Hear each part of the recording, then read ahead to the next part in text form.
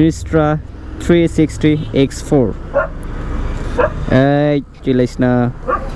আজকে যে ব্লগটা করব সেটা হচ্ছে যে এই রাকিব ভাই উনি যেই নতুন ক্যামেরাটা নিয়েছে এটা একটু জাস্ট টেস্ট করবে, তো মডেলটা দেখাই দিই সবাইকে।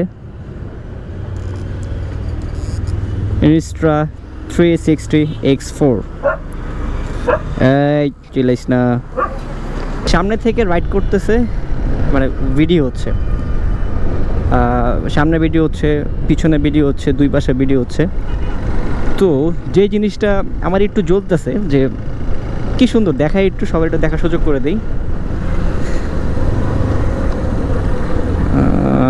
দেখি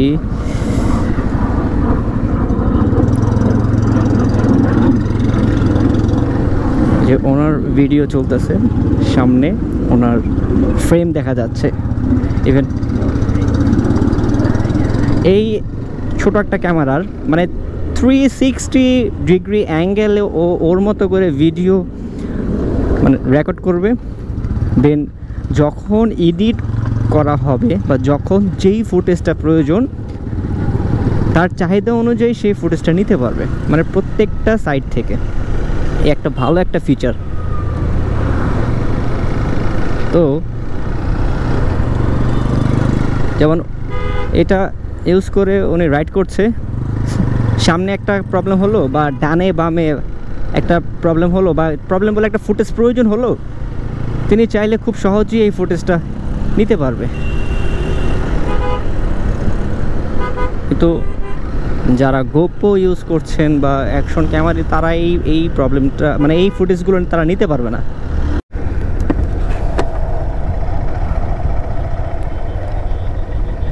এটা হচ্ছে জলশেরি পার্ক, দেখতে খুবই সুন্দর। কেউ যদি চান ফ্যামিলি নিয়ে এখানে খুব সুন্দর একটা বিকেল কাটাতে পারেন।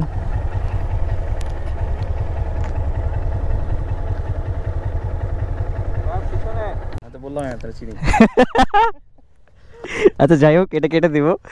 আচ্ছা, যেটার জন্য আপনার পিছু নেওয়া আমাদের সেটা হচ্ছে যে আপনি যে ডিভাইসটা ইউজ করছেন বর্তমানে Insta 360 X4, তো ছোট্ট করে যারা এই জিনিসটার যারা এখন নিতে চাচ্ছে, যারা এটার প্রতি পাগল প্রেমী হয়ে আছে, তাদের উদ্দেশ্যে যদি দুইটা লাইন বলতেন আপনি, আপনার মানে কিছুদিন ধরে ইউজ করে এটা এক্সপিরিয়েন্সটা কী হলো আপনার, যদি একটু বলতেন।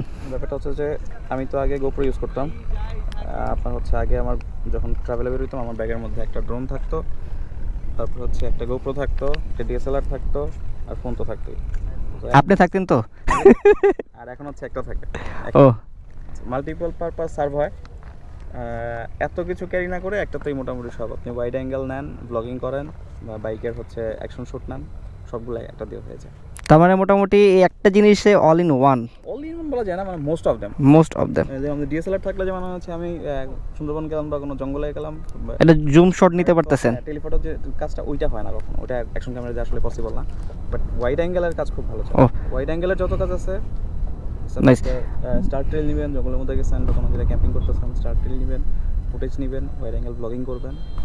নাইস। এটা সবচেয়ে মজার ব্যাপার হচ্ছে যে আপনি গোপ্রো দিলেন বা একটা শুট করলেন বা একটা ক্যামেরাতে একটা শুট করলেন, একটা ফ্রেমিং একটু এদিক ওদিক হইলেও শটটা বাতিল। এখানে ব্যাপারটা হচ্ছে যে আপনি আগে শুট করেন, ফ্রেম পরে ঠিক করেন। ও মানে নরমালি আপনি যে দেখলাম যে এখানে স্ট্যান্ডটা আছে, এটা জাস্ট ফিট করে আপনি রাইড করে যাচ্ছেন আপনার মতো করে। ভিডিওটা আমি কোন শটটা নিব, কোন জায়গায় আমার ফেসটা নিব, কোন জায়গায় এটা দরকার নাই, এটা টোটালি 360 অ্যাঙ্গেলে ও শট নিয়ে নিচ্ছে। এটাই হচ্ছে মজা, যে মানে আপনি হচ্ছে কমপ্লিট জিনিসটা শট করার পরে এখন যে আমি লাগাচ্ছি পিছনে বাইকে। যদি রিয়ার ভিউ থেকে যদি শট নিতে হয় সুন্দর, এই একটা খারাপ দিকও আছে, যদি কখনো ক্যামেরা পয়রা যায় বোঝাই যাবে না যে কই পড়ছে এটা।